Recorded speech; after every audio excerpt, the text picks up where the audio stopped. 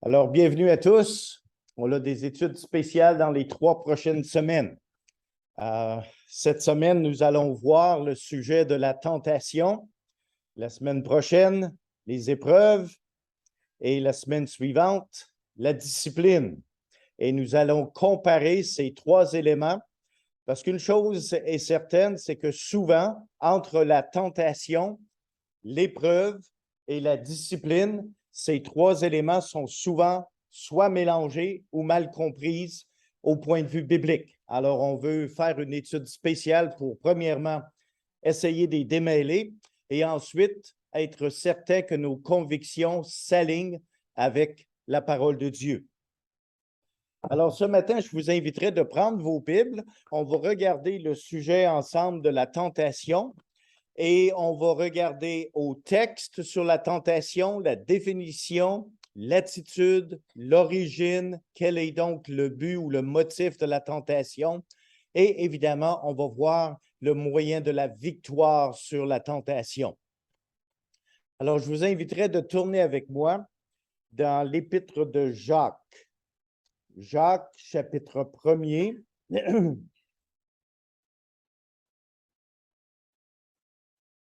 On va aller dans le livre de Jacques, chapitre 1er. J'aimerais lire à partir du verset 12. Heureux l'homme qui supporte patiemment la tentation. Je veux que vous mettiez l'emphase ici sur le mot supporte. La tentation est quelque chose à supporter. Pourquoi? Parce que premièrement, c'est inévitable. Nous allons tous, sans exception, être tentés. Alors, heureux l'homme qui supporte patiemment la tentation, car après avoir été éprouvé, il recevra la couronne de vie que le Seigneur a promise à ceux qui l'aiment. Que personne, lorsqu'il est tenté, ne dise « c'est Dieu qui me tente », car Dieu ne peut être tenté par le mal, et il ne tente lui-même personne. Et nous allons voir l'importance de ce passage lorsque nous allons regarder l'origine de la tentation. Ça vient d'où la tentation? Ça vient-tu de Dieu? Ça vient-tu du malin? Et ainsi de suite. Ce texte est plutôt clair. Dieu ne peut être tenté par le mal et il ne tente lui-même personne.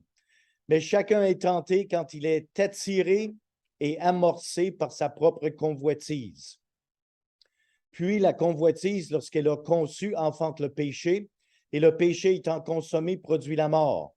Ne vous y trompez pas, mes frères bien-aimés, toute grâce excellente et tout don parfait descend d'en haut du Père des Lumières, chez lequel il n'y a ni changement, ni ombre de variation. Alors, dans ce texte, nous voyons le principe de la tentation et comment ça fonctionne, premièrement, ça commence par une attraction. On est attiré vers quelque chose comme le péché quelconque. Et la tentation n'est pas la même pour tout le monde.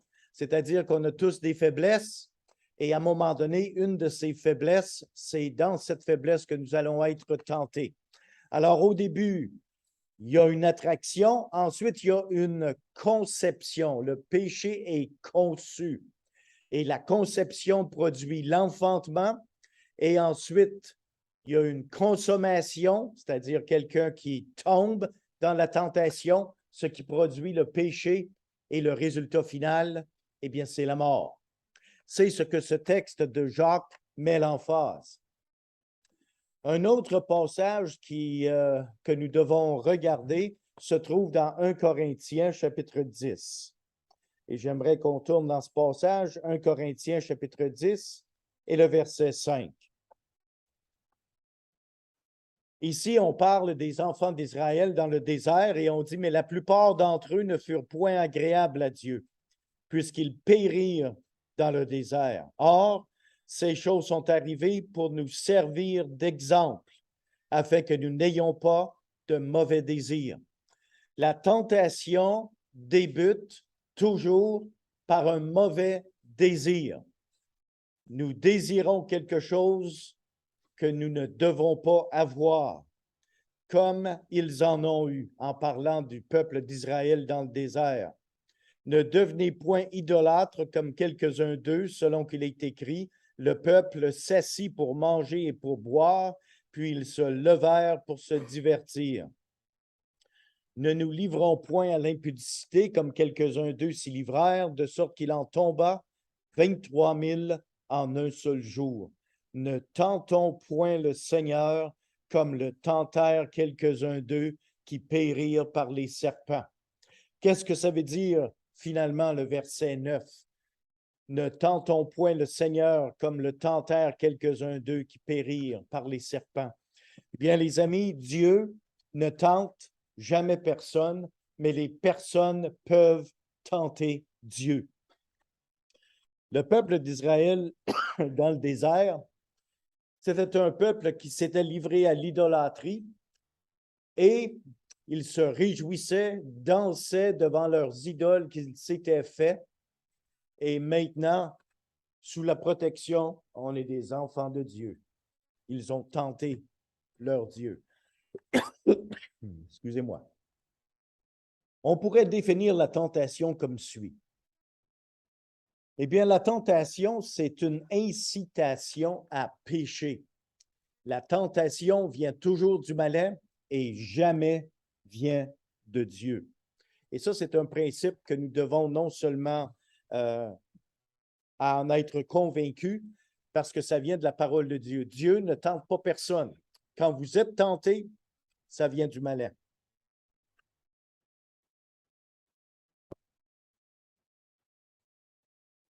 Nous avons lu ceci dans Jacques chapitre 1er, le verset 13.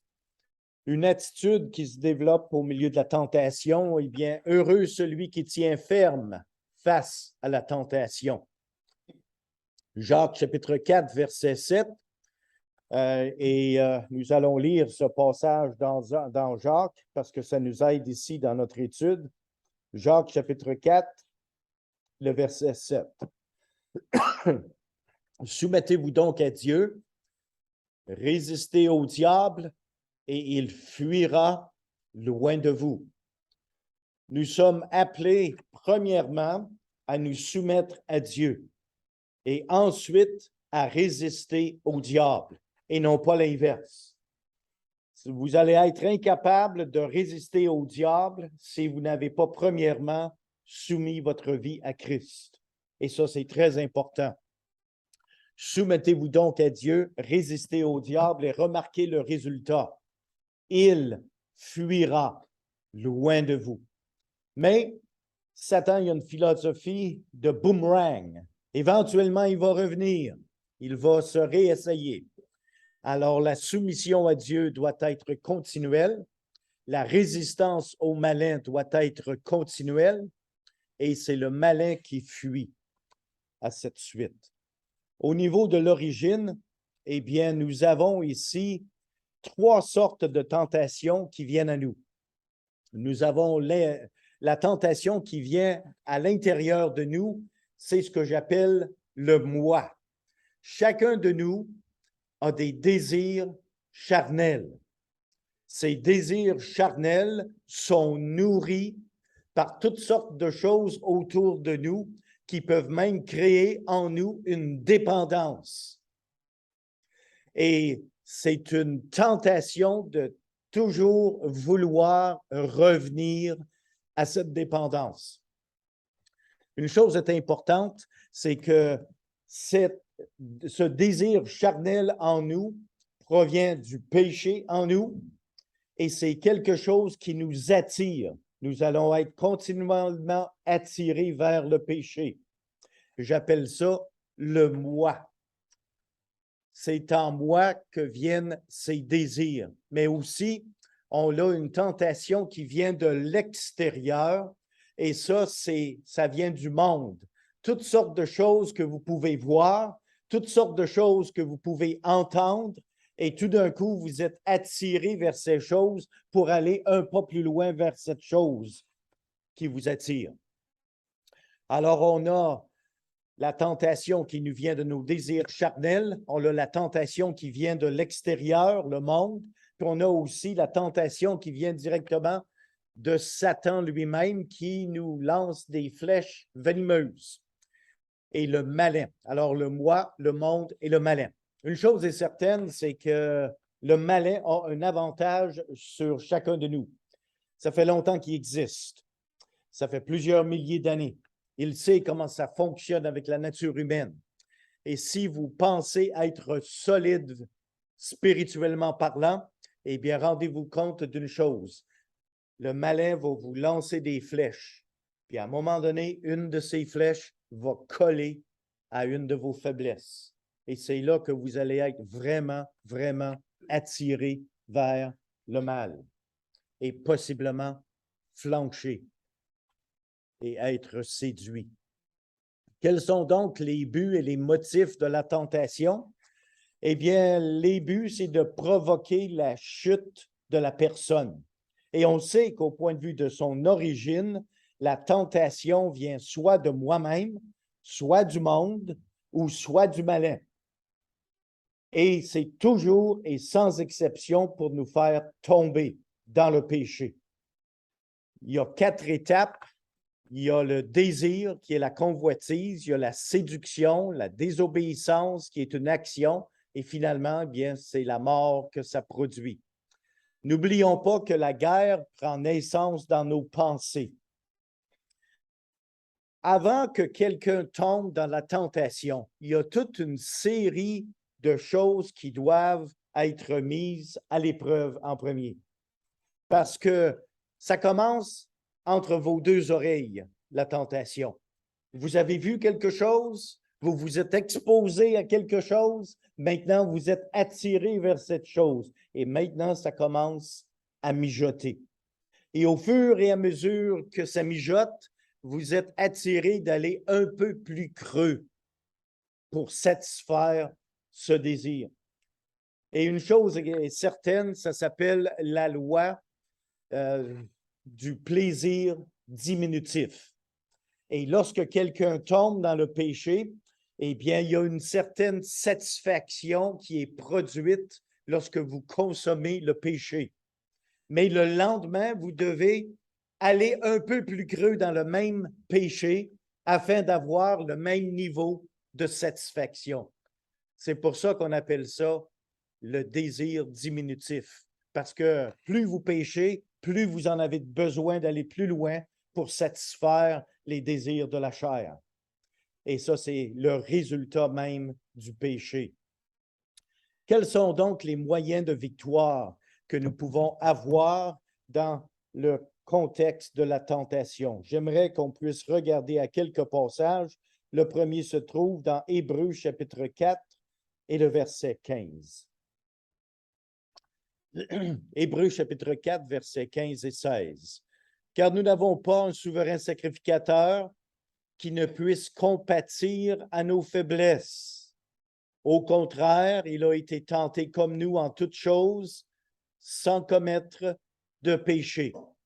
Approchons-nous donc avec assurance du trône de la grâce, afin d'obtenir miséricorde et de trouver grâce pour être secourus dans nos besoins.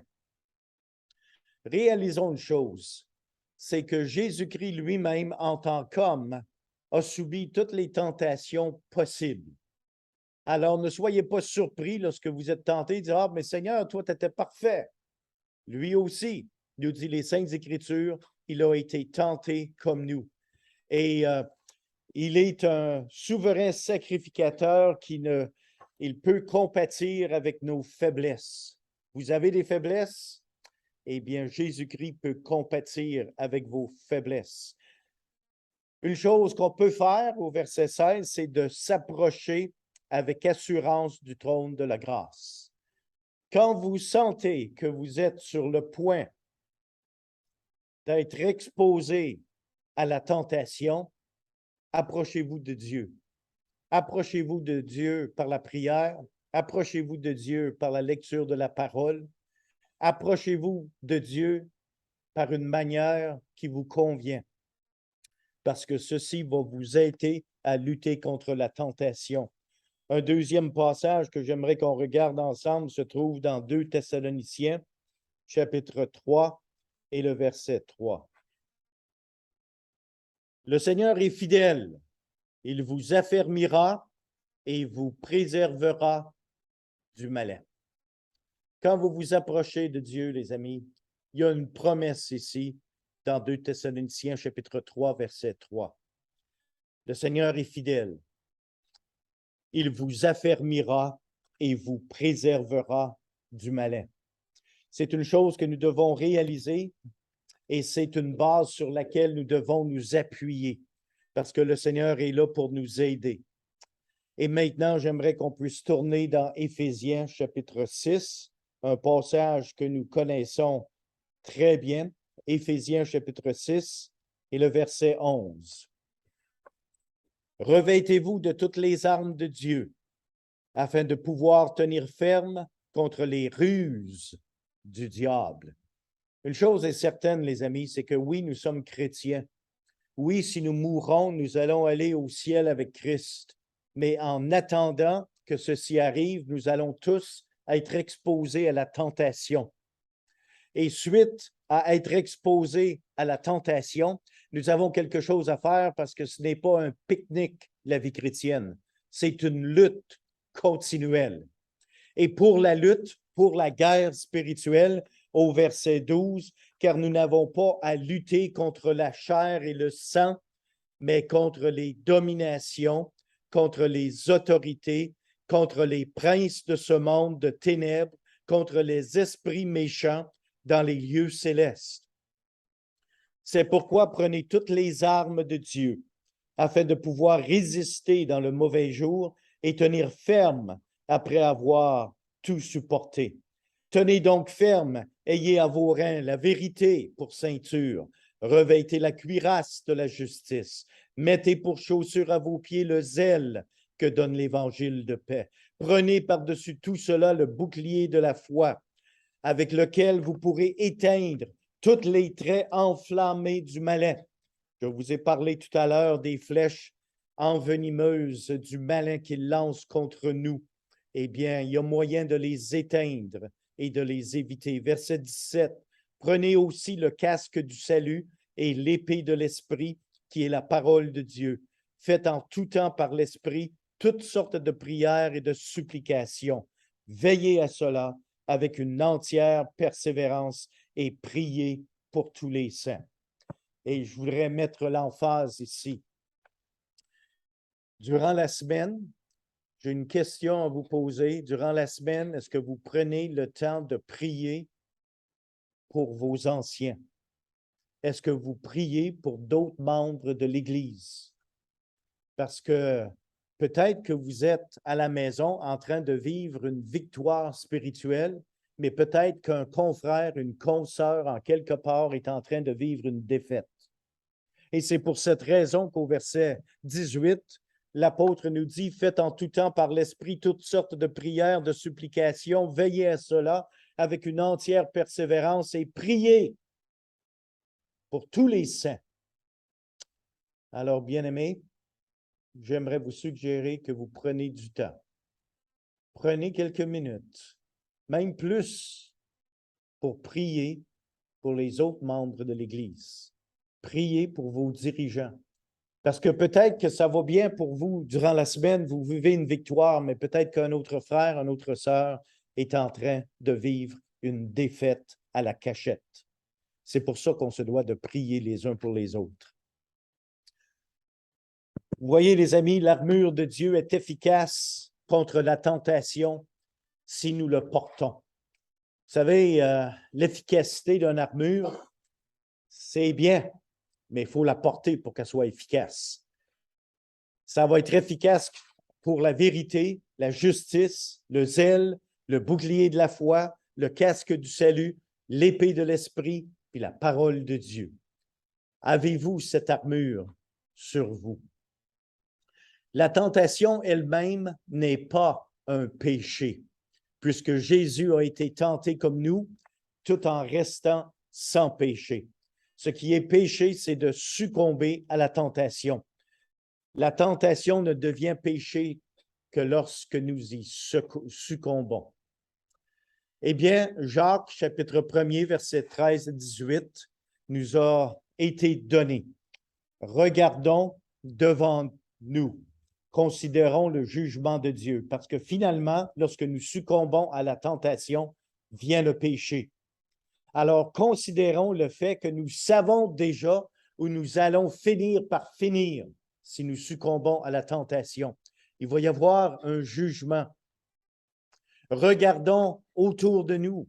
Considérons la bonté de Dieu. Dieu est bon. Dieu est fidèle. Dieu veut que nous ayons la victoire. Dieu veut nous protéger contre la tentation. Et regardons en nous, considérons la présence de Dieu. Vous savez, les amis, le Seigneur nous a donné un très bon passage dans 1 Corinthiens. 1 Corinthiens chapitre 10. Et j'aimerais terminer avec ce passage cette semaine. 1 Corinthiens chapitre 10 et le verset 13. Aucune tentation ne vous est survenue qui n'ait été humaine. Et Dieu qui est fidèle ne permettra pas que vous soyez tentés au-delà de vos forces. Mais avec la tentation, il prépare aussi le moyen d'en sortir, afin que vous puissiez la supporter. Le premier passage que nous avons parlé ce matin nous parlait de supporter la tentation. Nous avons quelques éléments ici dans 1 Corinthiens chapitre 10, verset 13, que nous devons noter. Eh bien, premièrement, aucune tentation n'est superhumaine, c'est-à-dire impossible à vaincre. Ça, c'est une vérité que nous devons tous savoir et connaître. Aucune tentation ne vous est survenue qui n'ait été humaine. Et maintenant, Dieu qui est fidèle, il a mis une limite à la tentation.